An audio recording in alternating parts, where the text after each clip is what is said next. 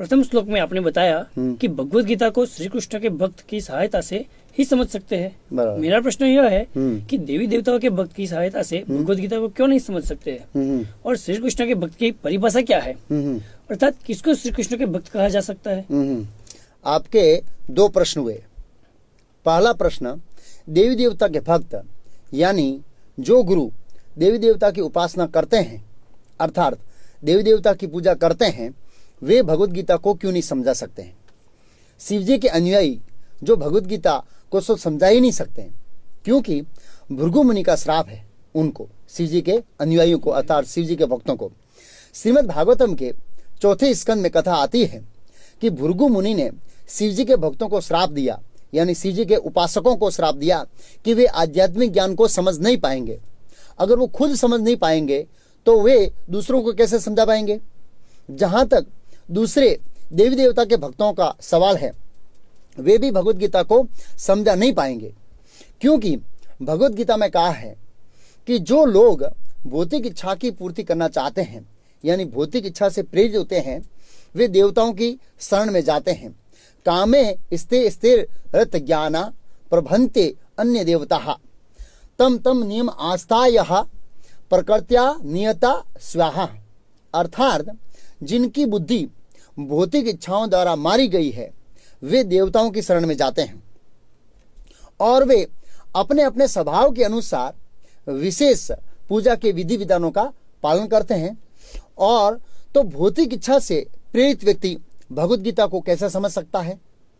देवी देवता भी प्रकृति के 3 गुणों के अधीन रहते हैं, यानी उनके ऊपर 3 गुणों का प्रभाव रहता है, तो उनके भक्त भी प्रकृति के 3 गुण के अधीन रहता है, स्वाभाविक है।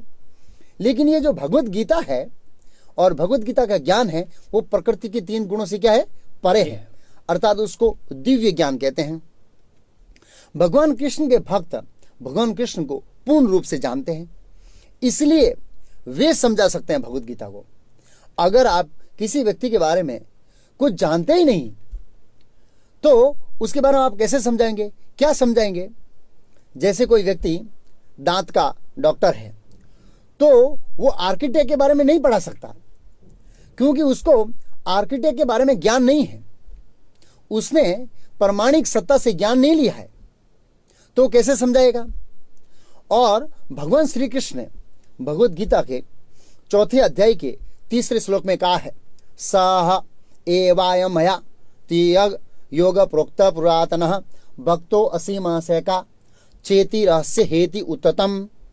आज मेरे द्वारा वही ज्ञान प्राचीन योग यानी परमेश्वर के साथ अपने संबंध का विज्ञान जो मैंने सूर्यदेव विवस्वान को दिया था, वो मैं तुमसे कह रहा हूं, क्योंकि तुम मेरे भक्त तथा मित्र हो, इसलिए तुम इस विज्ञान के दिव्य रहस्य को समझ सकते हो।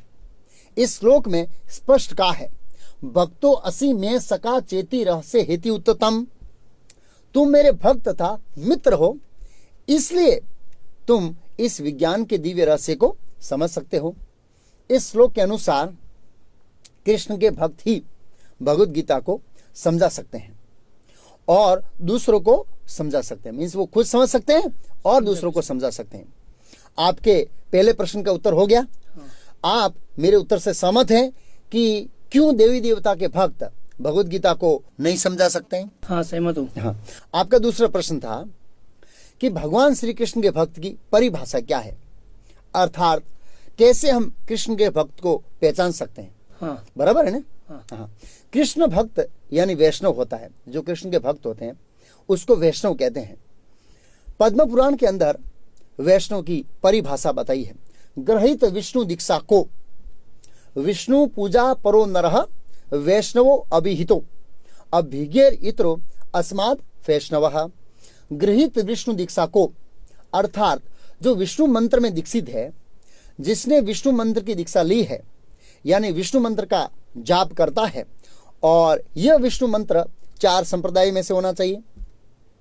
आगे इस श्लोक में कहा है, विष्णु पूजा परो नर, यानी जो भगवान विष्णु को परम सत्य मानकर सर्वोपरि मानकर उनकी पूजा में परायण रहता है, वैष्णवो अभिहितो, उसको शास्त्र पारदर्शी व्यक्तियों के द्वारा वैष्णव कहे जाते हैं। अभिज्ञर इतरो अस्माद वैष्णव, अर्थात इनके अतिरिक्त सभी अवैष्णव है। पद्म पुराण में शिव जी ने माता पार्वती जी को वैष्णव की वेशभूषा का वर्णन किया है कि वैष्णव ऐसा तिलक धारण करता है, गले में कंठी माला धारण करता है, चोटी रखता है यानी सिक्का रखता है, हमेशा भगवान के नाम का जप करता है। तो इन लक्षणों और इस श्लोक के अनुसार जो जीवन यापन करता है वो सच्चा कृष्ण भक्त यानी वैष्णव है। इस श्लोक में मैं विष्णु का नाम है, कृष्ण का नाम नहीं है। मैंने आपसे कृष्ण भक्त की परिभाषा के बारे में पूछा था। हाँ, बहुत अच्छा प्रश्न है आपका। अगर आप श्रीमद् भागवतम में पढ़ेंगे तो आप पाएंगे कि कई बार सुखदेव गोस्वामी ने कृष्ण की जगह विष्णु का नाम लिया था और विष्णु की जगह कृष्ण का नाम लिया था। इससे साबित होता है कि विष्णु और कृष्ण में कोई अंतर नहीं है, दोनों एक ही है और शास्त्रों में भी यही क्या है, लेकिन भाव में अंतर है, भाव अलग अलग है। श्रील प्रभुपाद इस्कॉन के संस्थापक आचार्य ये हमेशा उदाहरण देते थे कि भगवान कृष्ण का जो विष्णु रूप है वो ऑफिशियल रूप है और कृष्ण रूप है वो घर का रूप है। जैसे पुलिस कमिश्नर जब वो घर में रहता है तो बच्चे उसके कहते हैं पिताजी घोड़े बन जाओ, टिक टिक घोड़ा टिक टिक, और बच्चे कंधे पर चढ़ जाता है। लेकिन वो ही कमिश्नर ऑफिस में जाता है तो लोग उसको क्या करते हैं, सलाम मारते हैं और वहां पर कमिश्नर क्या करता है, गंभीर रहता है। यही विष्णु और कृष्ण का अंतर है। अगर आप श्रीमद् भागवतम पढ़ेंगे तो आपको ये प्रश्न स्पष्ट हो जाएगा कि विष्णु और कृष्ण में भाव का अंतर है और कोई अंतर नहीं है। आपके दो प्रश्न क्लियर हो गए। हाँ।